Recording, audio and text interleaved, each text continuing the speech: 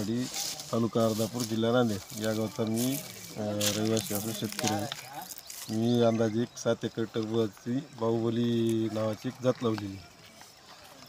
जवळपास आतापर्यंत एक उत्पन्न 200 टन झालेले आहे. 50 टन मळ्यात चालू आहे तोडतीची. पण अंदाजे मला एक 25 ते 30 लाख रुपयापर्यंत अपेक्षित आहे. पण ढगाळ वातावरणामुळे 4-5 लाख रुपयाचं याच्यात नुकसान झालेलं आहे. 50 टन माल खराब झालेला आहे. एकूण किती सरासरी उत्पन्न होत होतं या 7 एकर प्लॉटमध्ये?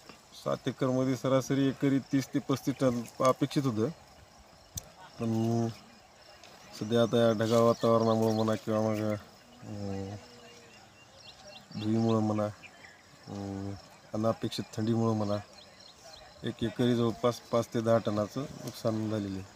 तुमच्या शेतकऱ्याच्या मनासारखा मार्केटला भाव मिळाला का आता? नाही, त्यामुळं नुकसानही झालं 5-50 टनाचं आणि भाव काही असा अपेक्षित नाही. पण अपेक्षा अंदाजे भाव 15-16 रुपये धरला होता. पण आता सध्या 10 ते 11 रुपये भाव भेटायला ती एक नुकसान झाली जवळपास 4-5 लाख रुपयाचं. संदेश द्यायचा म्हणजे काय, आपल्या इथं मोठ्या प्रमाणात केळी, ऊस, हळद आपण घेतोच. पण ही एक 3 महिन्याचं पीक आहे. त्याच्यामध्ये काही केलं तर पैसे होणारच इथं. याच्या अगोदर कधी लागवड केली का तुम्ही? नाही, कधी केली नव्हती. काय सुचलं तुम्हाला टरबूज लावण्याचं? टरबूज म्हणजे काय, आमचे मित्र आहेत केळीचे व्यापारी नारायणराव सोळंके अर्धापूरचे. त्याने सल्ला दिला की बदेशाही हरभऱ्याच्या ऐवजी टरबूज लावा. हरभरं पिवळं होऊन यावरामध्ये किती होत होतं आपल्याला 31-35 क्विंटल हरभर होत होतं. त्याच्यामध्ये कापणार, करणार, हलर करणार याच्यामध्ये जाऊ लागलं. 7 एकरमध्ये त्या हरभऱ्याचं उत्पन्न होतं सरासरी आपल्याला लाख रुपये. त्याच्यामुळं आपण इथे असं लायकीला टरबूज लावण्याकडे वळलो.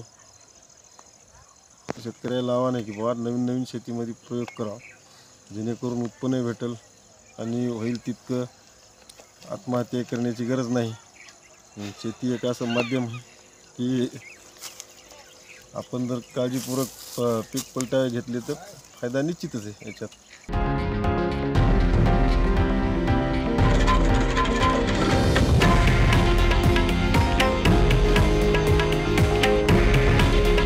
हे आहे देशातील नंबर 1 न्यूज नेटवर्क आणि आपण पाहत आहात TV9 मराठी. काळजी तुमची, हित महाराष्ट्राचं.